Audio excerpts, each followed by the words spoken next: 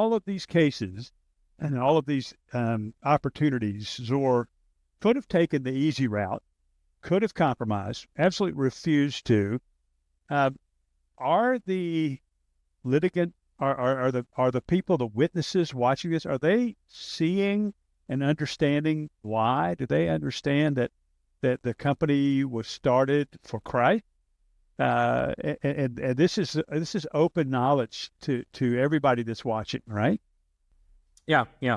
And in fact, the some of the witnesses that I was able to communicate with, they all stand on this value that the stance that was taken by our directors was not a wrongful stance, and despite a couple of times there was an opportunity to settle the cases by compromising the stance and Yeah. just a handshake without any damage to anybody's character.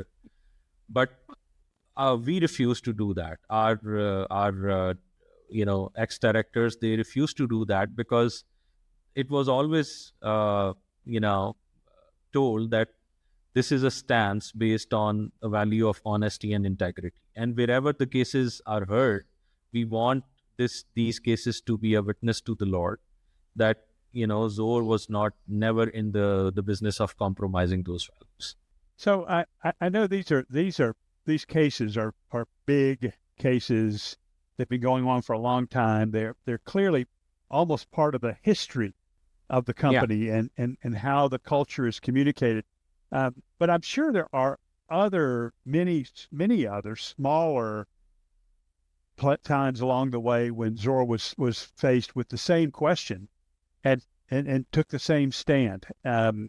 Even though it didn't go to court, it didn't get a lot of media attention. How do you, and I know again you're the fourth CEO, so how do you view this, and how has the culture, the beliefs, the commitments, whatever words we want to use, how have those things been reinforced and taught and strengthened for now? Your fourth generation. That most companies don't even survive the transition from founder to the next generation. Many cultures that when the company does survive, the culture doesn't survive. The company lives on, but the culture doesn't. In this case, the company is still thriving. The culture has been passed on. How did the leadership do that, Amit? One of the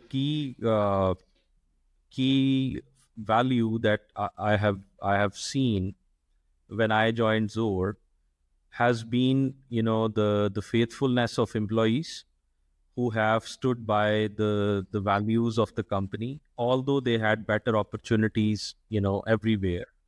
But many of them, they did not want to be part of a corrupt culture.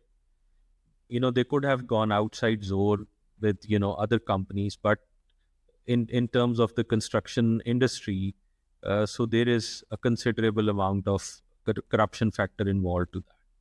So one of the things that I see very directly or with a lot of clarity is the preference of the employees who have basically uh, seen the leadership stand on those values, What is it? reinforce these values on a daily basis. I mean, it's not in a one-off situation. You have to live those values on a daily basis.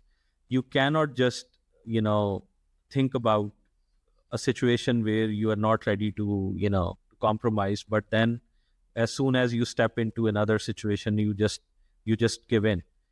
Zohr has lost many bits because of being in such situation, but we have never compromised on our values.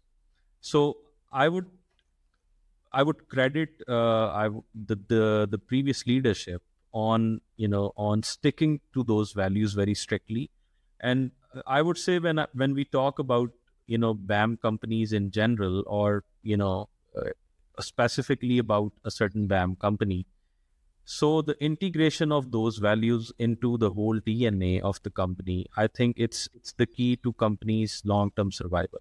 Yeah. And I would say that, how company has survived for all these years. So our founders, they left in somewhere around 2000, I would 7 or 8, and still, you could say that for 17 years the company is still managing, surviving, and company has survived the COVID era also.